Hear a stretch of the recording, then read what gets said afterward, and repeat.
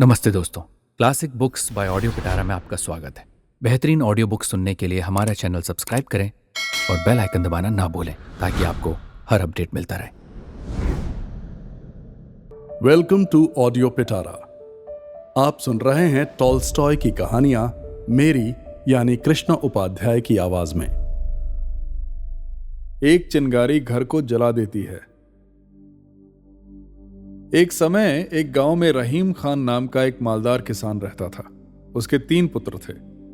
सब युवक और काम करने में चतुर थे। सबसे बड़ा ब्याह हुआ था, मंझला ब्याहने को था, छोटा कुंवारा था। रहीम की स्त्री और बहू चतुर और सुशील थीं। घर के सभी प्राणी अपना अपना काम करते थे। केवल रहीम का बूढ़ा बाप दमे के रोग से पीड़ित होने के कारण कुछ कामकाज न करता था। 7 वर्षों से वो केवल खाट पर पड़ा रहता था। रहीम के पास 3 बैल, 1 गाय, 1 बछड़ा और 15 भेड़ें थी। स्त्रियां खेती के काम में सहायता करती थीं। अनाज बहुत पैदा हो जाता था। रहीम और उसके बाल बच्चे बड़े आराम से रहते, अगर पड़ोसी करीम के लंगड़े पुत्र कादिर के साथ इनका एक ऐसा झगड़ा ना छिड़ गया होता जिससे सुख चैन जाता रहा था। जब तक बूढ़ा करीम जीता रहा और रहीम का पिता घर का प्रबंध करता रहा, कोई झगड़ा नहीं हुआ। बड़े प्रेम भाव से, जैसा कि पड़ोसियों में होना चाहिए, एक दूसरे की सहायता करते रहे। लड़कों का घरों को संभालना था कि सब कुछ बदल गया। अब सुनिए कि झगड़ा किस बात पर छिड़ा। रहीम की बहू ने कुछ मुर्गियां पाल रखी थी। एक मुर्गी नित्य पशुशाला में जाकर अंडा दिया करती थी। बहू शाम को वहां जाती और अंडा उठा लाती। एक दिन दैव गति से वो मुर्गी बालकों से डरकर पड़ोसी के आंगन में चली गई और वहां अंडा दे आई। शाम को बहू ने पशुशाला में जाकर देखा तो अंडा वहां नहीं था। सास से पूछा, उसे क्या मालूम था। देवर बोला कि मुर्गी पड़ोसिन के आंगन में कुड़कुड़ा रही थी, शायद वहां अंडा दे आई हो। बहू वहां पहुंचकर अंडा खोजने लगी।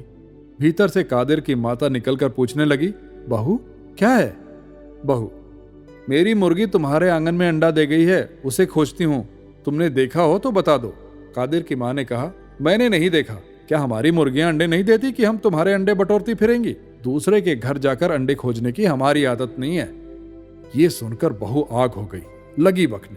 कादिर की मां कुछ कम न थी, एक एक बात के 100 उत्तर दिए। रहीम की स्त्री पानी लाने बाहर निकली थी। गाली गलौज का शोर सुनकर वो भी आ पहुंची। उधर से कादिर की स्त्री भी दौड़ पड़ी। अब सब की सब इकट्ठी होकर लगी गालियां बकने और लड़ने। कादिर खेत से आ रहा था, वो भी आकर मिल गया। इतने में रहीम भी आ पहुंचा। पूरा महाभारत हो गया। अब दोनों गुथ गए। रहीम ने कादिर की दाढ़ी के बाल उखाड़ डाले। गांव वालों ने आकर बड़ी मुश्किल से उन्हें छुड़ाया, पर कादिर ने अपनी दाढ़ी के बाल उठाए और हाकिम परगना के इजलास में जाकर कहा, मैंने दाढ़ी इसलिए नहीं रखी थी जो यूं उखाड़ी जाए, रहीम से हर्जाना लिया जाए। पर रहीम के बूढ़े बाप ने उसे समझाया, बेटा ऐसी तुच्छ बात पर लड़ाई करना मूर्खता नहीं तो क्या है। जरा विचार तो करो, सारा बखेड़ा सिर्फ एक अंडे से फैला है। कौन जाने, शायद किसी बालक ने उठा लिया हो, और फिर अंडा था कितने का। परमात्मा सबका पालन पोषण करता है। पड़ोसी यदि गाली भी दे दे तो क्या गाली के बदले गाली देकर अपनी आत्मा को मलिन करना उचित है? कभी नहीं। खैर, अब तो जो होना था वो हो ही गया, उसे मिटाना उचित है, बढ़ाना ठीक नहीं है। क्रोध पाप का मूल है, याद रखो। लड़ाई बढ़ाने से तुम्हारी ही हानि होगी। परंतु बूढ़े की बात पर किसी ने कान न धरा। रहीम कहने लगा कि कादिर को धन का घमंड है। मैं क्या किसी का दिया खाता हूं? बड़े घर ना भेज दिया तो कहना। उसने भी नालिश ठोंक दी। ये मुकदमा चल ही रहा था कि कादिर की गाड़ी की एक कील खो गई। उसके परिवार वालों ने रहीम के बड़े लड़के पर चोरी की नालिश कर दी। अब कोई दिन ऐसा ना जाता था कि लड़ाई ना हो। बड़ों को देखकर बालक भी आपस में लड़ने लगे। जब कभी वस्त्र धोने के लिए स्त्रियां नदी पर इकट्ठी होती थीं, तो सिवाय लड़ने के कुछ काम न करती थीं। पहले पहल तो गाली गलौज पर ही बस हो जाती थी, पर अब वे एक दूसरे का माल चुराने लगे। इनके झगड़े में वहां के कर्मचारी तक थक गए। कभी कादिर रहीम को कैद करा देता तो कभी वो उसको बंदी खाने भिजवा देता। कुत्तों की भांति जितना ही लड़ते थे उतना ही क्रोध बढ़ता था। 6 वर्ष तक यही हाल रहा। बूढ़े ने बहुतेरा सिर पटका कि लड़कों क्या करते हो, बदला लेना छोड़ दो। बैर भाव त्याग कर अपना काम करो। दूसरों को कष्ट देने से तुम्हारी ही हानि होगी। परंतु किसी के कान पर जूं तक नहीं रेंगी। 7वें वर्ष गांव में किसी के घर विवाह था। स्त्री पुरुष जमा थे। बातें करते करते रहीम की बहू ने कादिर पर घोड़ा चुराने का दोष लगाया। वो आग हो गया। उठकर बहू को ऐसा मुक्का मारा कि वो 7 दिन तक चारपाई पर पड़ी रही। उस समय वो गर्भवती थी। रहीम बड़ा प्रसन्न हुआ कि अब काम बन गया। गर्भवती स्त्री को मारने के अपराध में इसे बंदी खाने ना भिजवाया तो मेरा नाम रहीम ही नहीं। झट जाकर नालिश कर दी। तहकीकात होने पर मालूम हुआ कि बहू को कोई बड़ी चोट नहीं आई। मुकदमा खारिज हो गया। रहीम कब चुप रहने वाला था। ऊपर की कचहरी में गया और मुंशी को घूंस देकर कादिर को 20 कोड़े मारने का हुक्म लिखवा दिया। उस समय कादिर कचहरी के बाहर खड़ा था। हुक्म सुनते ही बोला, कोड़ों से मेरी पीठ तो जलेगी ही, परंतु रहीम को भी भस्म किए बिना नहीं छोड़ूंगा। रहीम तुरंत अदालत में गया और बोला, हुजूर, कादिर मेरा घर जलाने की धमकी देता है। कई आदमी गवाह भी हैं। हाकिम ने कादिर को बुलाकर पूछा कि क्या बात है। कादिर, सब झूठ, मैंने कोई धमकी नहीं दी। आप हाकिम हैं, जो चाहे सो करें, पर क्या न्याय इसी को कहते हैं कि सच्चा मारा जाए और झूठा चयन करे। कादिर की सूरत देखकर हाकिम को निश्चय हो गया कि वो अवश्य रहीम को कोई ना कोई कष्ट देगा। उसने कादिर को समझाते हुए कहा, देखो भाई, बुद्धि से काम लो। भला कादिर, गर्भवती स्त्री को मारना क्या ठीक है? ये तो ईश्वर की बड़ी कृपा हुई कि चोट नहीं आई, नहीं तो क्या जाने क्या हो जाता। तुम विनय करके रहीम से अपना अपराध क्षमा करा लो। मैं हुक्म बदल डालूंगा। मुंशी, दफा 170 के अनुसार हुक्म नहीं बदला जा सकता। हाकिम, चुप रहो। परमात्मा को शांति प्रिय है, उसकी आज्ञा पालन करना सबका मुख्य धर्म है। कादिर बोला, हुजूर, मेरी अवस्था 50 वर्ष की है। मेरे एक ब्याहा हुआ पुत्र भी है। आज तक मैंने कभी कोड़े नहीं खाए। मैं और उससे क्षमा कभी नहीं मांग सकता। वो भी मुझे याद करेगा। ये कहकर कादिर बाहर चला गया। कचहरी गांव से 7 मील पर थी। रहीम को घर पहुंचते पहुंचते अंधेरा हो गया। उस समय घर में कोई न था, सब बाहर गए हुए थे। रहीम भीतर जाकर बैठ गया और विचार करने लगा। कोड़े लगने का हुक्म सुनकर कादिर का मुख कैसा उतर गया था। बेचारा दीवार की ओर मुंह करके रोने लगा था। हम और वो कितने दिन तक एक साथ खेले हैं। मुझे उस पर इतना क्रोध न करना चाहिए था। यदि मुझे कोड़े मारने का हुक्म सुनाया जाता तो मेरी क्या दशा होती। इससे उसे कादिर पर दया आ गई। इतने में बूढ़े पिता ने आकर पूछा, कादिर को क्या दंड मिला? रहीम, 20 कोड़े। बूढ़ा, बुरा हुआ बेटा, तुम अच्छा नहीं करते। इन बातों में कादिर की उतनी ही हानि होगी जितनी तुम्हारी। भला मैं ये पूछता हूं कि कादिर पर कोड़े पड़ने से तुम्हें क्या लाभ होगा? रहीम, वो फिर ऐसा काम नहीं करेगा। बूढ़ा, क्या नहीं करेगा?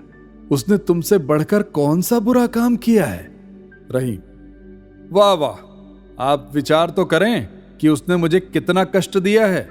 स्त्री मरने से बची, अब घर जलाने की धमकी देता है, तो क्या मैं उसका जस गाऊं? बूढ़ा, बेटा, मैं घर में पड़ा रहता हूं और तुम सर्वत्र घूमते हो, इसीलिए तुम मुझे मूर्ख समझते हो। लेकिन द्रोह ने तुम्हें अंधा बना रखा है। दूसरों के दोष तुम्हारे नेत्रों के सामने हैं, अपने दोष पीठ पीछे हैं। भला मैं पूछता हूं कि कादिर ने किया क्या है? एक के करने से कभी लड़ाई हुआ करती है? कभी नहीं। 2 बिना लड़ाई हो ही नहीं सकती। यदि तुम शांत स्वभाव के होते तो लड़ाई कैसे होती? भला जवाब तो दो। उसकी दाढ़ी के बाल किसने उखाड़े? उसका भूसा किसने चुराया? उसे अदालत में किसने घसीटा? इस पर सारे दोष कादिर के माथे ही थोप रहे हो। तुम आप बुरे हो, बस यही सारे झगड़े की जड़ है। क्या मैंने तुम्हें यही शिक्षा दी थी? क्या तुम जानते हो कि मैं और कादिर का पिता किस प्रेम भाव से रहते थे? यदि किसी के घर में अन्न चुक जाता था तो एक दूसरे से उधार लेकर काम चलता था। यदि कोई किसी और काम में लगा होता था तो दूसरा उसके पशु चरा लाता था। एक को किसी वस्तु की जरूरत होती थी तो दूसरा तुरंत दे देता था। न कोई लड़ाई थी न झगड़ा, प्रेम प्रीति पूर्वक जीवन व्यतीत करता था। अब तो तुमने महाभारत बना रखा है। क्या इसी का नाम जीवन है? हाय हाय, ये तुम क्या पाप कर्म कर रहे हो? तुम घर के स्वामी हो, यमराज के सामने तुम्हें उत्तर देना होगा। बालकों और स्त्रियों को तुम क्या शिक्षा दे रहे हो? गाली बकना और ताने देना। कल तारावती पड़ोसिन धन देवी को गाली दे रही थी। उसकी माता पास बैठी सुन रही थी। क्या यही भलमनसी है? क्या गाली का बदला गाली होना चाहिए? नहीं बेटा, नहीं। महापुरुषों का वचन है कि कोई तुम्हें गाली दे तो सह लो, वो स्वयं पछताएगा। यदि कोई तुम्हारे गाल पर एक चपत मारे तो दूसरा गाल उसके सामने कर दो, वो लज्जित और नम्र होकर तुम्हारा भक्त हो जाएगा। अभिमान ही सब दुख का कारण है। तुम चुप क्यों हो गए? क्या मैं झूठ कहता हूं? रहीम चुप रहा, कुछ नहीं बोला। बूढ़ा, महात्माओं का वाक्य क्या असत्य है? कभी नहीं। उसका एक एक अक्षर पत्थर की लकीर है। अच्छा, अब तुम अपने इस जीवन पर विचार करो। जब से ये महाभारत आरंभ हुआ है, तुम सुखी हो अथवा दुखी? जरा हिसाब तो लगाओ कि इन मुकद्दमों, वकीलों और आने जाने में कितना रुपया खर्च हो चुका है। देखो, तुम्हारे पुत्र कैसे सुंदर और बलवान हैं, लेकिन तुम्हारी आमदनी घटती जाती है। क्यों? तुम्हारी मूर्खता से। तुम्हें चाहिए कि लड़कों सहित खेती का काम करो, पर तुम पर तो लड़ाई का भूत सवार है। वो चैन लेने ही नहीं देता। पिछले साल जौ क्यों नहीं होगी? इसलिए कि समय पर नहीं बोई गई। तुम मुकदमे चलाओ कि जौ बो। बेटा, अपना काम करो, खेती बाड़ी को संभालो। यदि कोई कष्ट दे तो उसे क्षमा करो। परमात्मा इसी से प्रसन्न रहता है। ऐसा करने पर तुम्हारा अंतःकरण शुद्ध होकर तुम्हें आनंद प्राप्त होगा। रहीम कुछ नहीं बोला। बूढ़ा, बेटा, अपने बूढ़े मूर्ख पिता का कहना मानो। जाओ, कचहरी में जाकर आपस में राजीनामा कर लो। कल शबे रात है। कादिर के घर जाकर नम्रता पूर्वक उसे न्योता दो और घर वालों को भी यही शिक्षा दो कि बैर छोड़कर आपस में प्रेम बढ़ाए।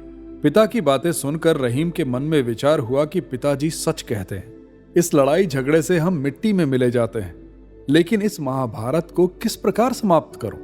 बूढ़ा उसके मन की बात जानकर बोला, बेटा, मैं तुम्हारे मन की बात जान गया। लज्जा त्याग जाकर कादिर से मित्रता कर लो। फैलने से पहले ही चिंगारी को बुझा देना उचित है। फैल जाने पर फिर कुछ नहीं बनता। बूढ़ा कुछ और कहना चाहता था कि स्त्रियां कोलाहल करती हुई भीतर आ गई। उन्होंने कादिर के दंड का हाल सुन लिया था। हाल में पड़ोसिन से लड़ाई करके आई थी। आकर कहने लगी कि कादिर ये भय दिखाता है कि मैंने घूस देकर हाकिम को अपनी ओर फेर लिया है। रहीम का सारा हाल लिखकर महाराज की सेवा में भेजने के लिए विनय पत्र तैयार किया है। देखो क्या मजा चखाता हूं। आधी जायदाद न छीन ली तो बात ही क्या है। ये सुनना था कि रहीम के चित्त में फिर से आग दहक उठी। आषाढ़ी बोने की ऋतु थी। करने को बहुत काम था। रहीम भुसौल में गया और पशुओं को भूसा डालकर कुछ काम करने लगा। इस समय वो पिता की बातें और कादिर के साथ लड़ाई सब कुछ भूला हुआ था। रात को घर में आकर आराम करना ही चाहता था कि पास से शब्द सुनाई दिया, वो दुष्ट वध करने ही योग्य है, जीकर क्या बनाएगा। इन शब्दों ने रहीम को पागल बना दिया। वो चुपचाप खड़ा कादिर की गालियां सुनता रहा। जब वो चुप हो गया तो वो घर में चला गया। भीतर आकर देखा कि बहू बैठी ताक रही है, स्त्री भोजन बना रही है, बड़ा लड़का दूध गर्म कर रहा है, मझला झाड़ू लगा रहा है, छोटा भैंस चराने बाहर जाने को तैयार है। सुख की सब सामग्री थी, परंतु पड़ोसी के साथ लड़ाई का दुख सहा न जाता था। वो जला भुना भीतर आया। उसके कान में पड़ोसी के शब्द गूंज रहे थे। उसने सबसे लड़ना आरंभ कर दिया। इतने में छोटा लड़का भैंस चराने बाहर जाने लगा। रहीम भी उसके साथ बाहर चला गया। लड़का तो चल दिया, वो अकेला रह गया। रहीम मन में सोचने लगा, कादिर बड़ा दुष्ट है। हवा चल रही है, ऐसा न हो पीछे से आकर मकान में आग लगाकर भाग जाए। क्या अच्छा हो कि जब वो आग लगाने आए तभी मैं उसे पकड़ लूं। बस फिर कभी नहीं बच सकता। अवश्य उसे बंदी खाना जाना पड़े। ये विचार करके वो गली में पहुंच गया। सामने उसे कोई चीज हिलती दिखाई दी। पहले तो वो समझा कि कादिर है, पर वहां कुछ न था। चारों ओर सन्नाटा था। थोड़ी दूर आगे जाकर देखता क्या है कि पशुशाला में एक मनुष्य जलता हुआ फूस का फूला हाथ में लिए खड़ा है। ध्यान से देखने पर मालूम हुआ कि कादिर है। फिर क्या था, जोर से दौड़ा कि उसे जाकर पकड़ ले। रहीम अभी वहां पहुंचने न पाया था कि छप्पर में आग लग गई। उजाला होने पर कादिर प्रत्यक्ष दिखाई देने लगा। रहीम बाज की तरह झपटा, लेकिन कादिर उसकी आहट पाकर चंपत हो गया। रहीम उसके पीछे दौड़ा। उसके कुर्ते का पल्ला हाथ में आया ही था कि वह छुड़ाकर फिर भागा। रहीम धड़ाम से पृथ्वी पर गिर पड़ा, उठकर फिर दौड़ा। इतने में कादिर अपने घर पहुंच गया। रहीम वहां जाकर उसे पकड़ना चाहता था कि उसने ऐसा लठ मारा कि रहीम चक्कर खाकर बेसुध होकर धरती पर गिर पड़ा। सुध आने पर उसने देखा कि कादिर वहां नहीं है। फिरकर देखता है तो पशुशाला का छप्पर जल रहा है। ज्वाला प्रचंड हो रही है और लपटें निकल रही हैं। रहीम सिर पीटकर पुकारने लगा, भाइयों, ये क्या हुआ? हाय, मेरा सत्यानाश हो गया। चिल्लाते चिल्लाते उसका कंठ बैठ गया। वो दौड़ना चाहता था, परंतु उसकी टांगें लड़खड़ा गईं। वो धम से धरती पर गिर पड़ा, फिर उठा। घर के पास पहुंचते पहुंचते आग चारों ओर फैल गई। अब क्या बन सकता है? भय से पड़ोसी भी अपना असबाब बाहर फेंकने लगे। वायु के वेग से कादिर के घर में भी आग जा लगी, यहां तक कि आधा गांव जलकर राख का ढेर हो गया। रहीम और कादिर दोनों का कुछ न बचा। मुर्गियां, हल, गाड़ी, पशु, वस्त्र, अन्न, भूसा आदि सब कुछ स्वाहा हो गया। इतना अच्छा हुआ कि किसी की जान नहीं गई। आग रात भर जलती रही। वो कुछ असबाब उठाने भीतर गया, परंतु ज्वाला ऐसी प्रचंड थी कि जा न सका। उसके कपड़े और दाढ़ी के बाल झुलस गए।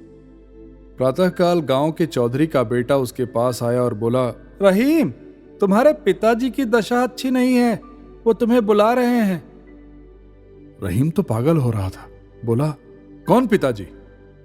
चौधरी का बेटा, तुम्हारे पिता? इसी आग ने उनका काम तमाम कर दिया है। हम उन्हें उठाकर अपने घर ले गए थे, अब वो बच नहीं सकते। चलो आकर अंतिम भेंट कर लो। रहीम उसके साथ हो लिया।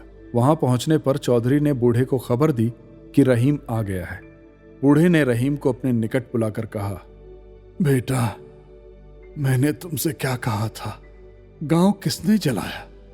रहीम, कादिर ने। मैंने आप उसे छप्पर पर आग लगाते देखा था। यदि मैं उसी समय उसे पकड़कर पूले के पैरों तले मल देता तो आग कभी ना लगती।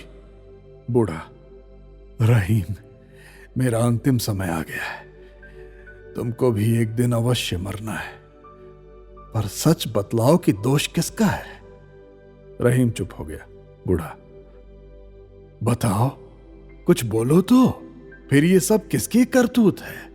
किसका दोष है? रहीम आंखों में आंसू भरकर, मेरा। पिताजी, क्षमा कीजिए। मैं खुदा और आप दोनों का अपराधी हूं। बूढ़ा, रहीम। रहीम, हाँ पिताजी। बूढ़ा, जानते हो अब क्या करना उचित है? रहीम, मैं क्या जानूं, मेरा तो अब गांव में रहना कठिन है। बूढ़ा, यदि तू परमेश्वर की आज्ञा मानेगा तो तुझे कोई कष्ट ना होगा। देख, याद रख, किसी से न कहना कि आग किसने लगाई है। जो पुरुष किसी का एक दोष क्षमा करता है, परमात्मा उसके 2 दोष क्षमा करता है। ये कहकर खुदा को याद करते हुए बूढ़े ने प्राण त्याग दिए। रहीम का क्रोध शांत हो गया। उसने किसी को न बतलाया कि आग किसने लगाई थी। पहले पहल तो कादिर डरता रहा कि रहीम के चुप रह जाने में कोई भेद है। फिर कुछ दिनों पीछे उसे विश्वास हो गया कि रहीम के चित्त में अब कोई बैर भाव नहीं रहा। बस फिर क्या था, प्रेम में शत्रु भी मित्र हो जाते हैं। वे पास पास घर बनाकर पड़ोसियों की भांति रहने लगे। रहीम अपने पिता का उपदेश कभी न भूलता था कि फैलने से पहले ही चिंगारी को बुझा देना उचित है। अब यदि कोई कष्ट देता तो वो बदला लेने की इच्छा नहीं करता। यदि कोई उसे गाली देता तो सहन करके वो ये उपदेश करता कि कुवचन बोलना अच्छा नहीं है। अपने घर के प्राणियों को भी वो यही उपदेश दिया करता। पहले की अपेक्षा अब उसका जीवन बड़े आनंद पूर्वक कटता है। अभी तक आप सुन रहे थे टॉलस्टॉय की कहानियां। ऐसी और कहानियां और ऑडियो बुक्स फ्री में सुनने के लिए डाउनलोड कीजिए ऑडियो पिटारा का ऑफिशियल ऐप। दोस्तों, आपको ये कहानी कैसी लगी हमें ज़रूर बताइएगा। लाइक और कमेंट कीजिए और अपने दोस्तों के साथ ये कहानी ज़रूर शेयर कीजिए। Thank you so much. Audio पिटारा सुनना जरूरी है।